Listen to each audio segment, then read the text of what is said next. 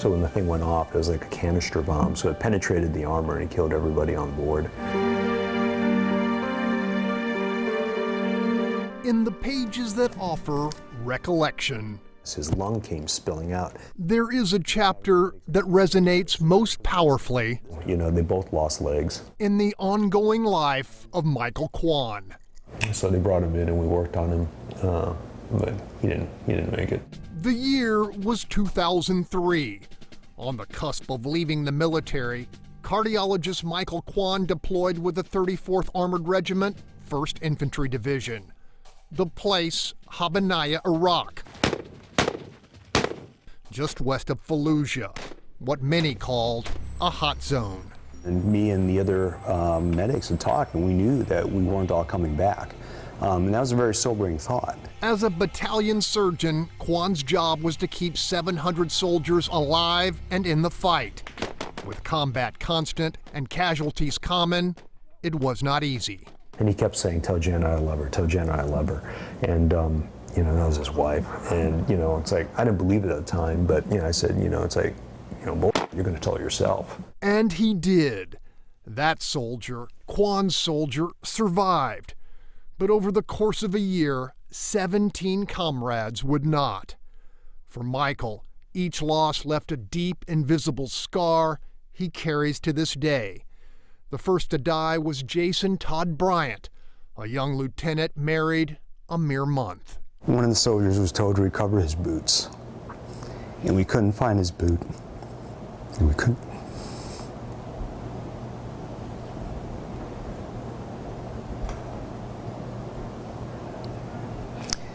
His foot was inside the boot. So Jason didn't go home whole. And those are the stupid little things that stay with you.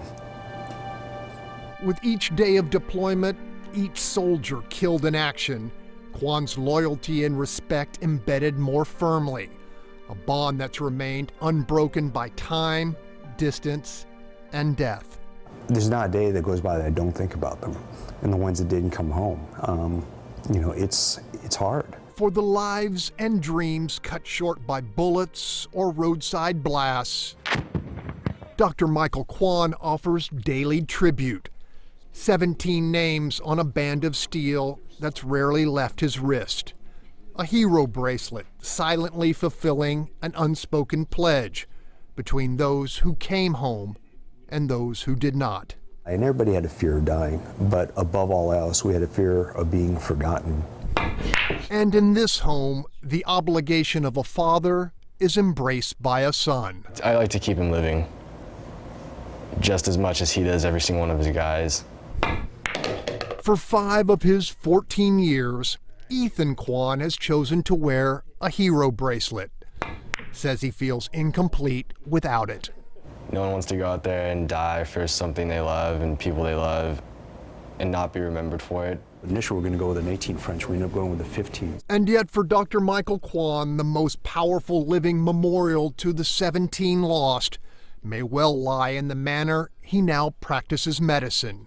We went from PO to IV Lasix, and I didn't even change the dose. The deep bonds built and sometimes broken by war left Michael with a renewed craving to preserve lives left fragile by failing hearts.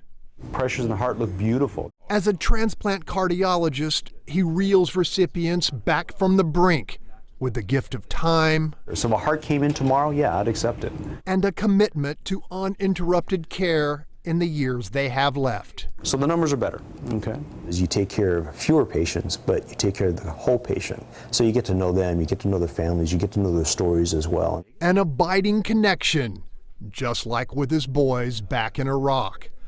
As for the 17 who did not survive, their memory remains ever present above a healing hand that still serves those who served. You sound good, you look good. I think that says a lot of him as a man and a lot of him as a doctor. A commitment from which Michael Kwan will never retreat.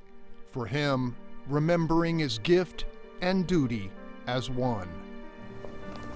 In San Antonio, Greg Groogan, Fox 26 News.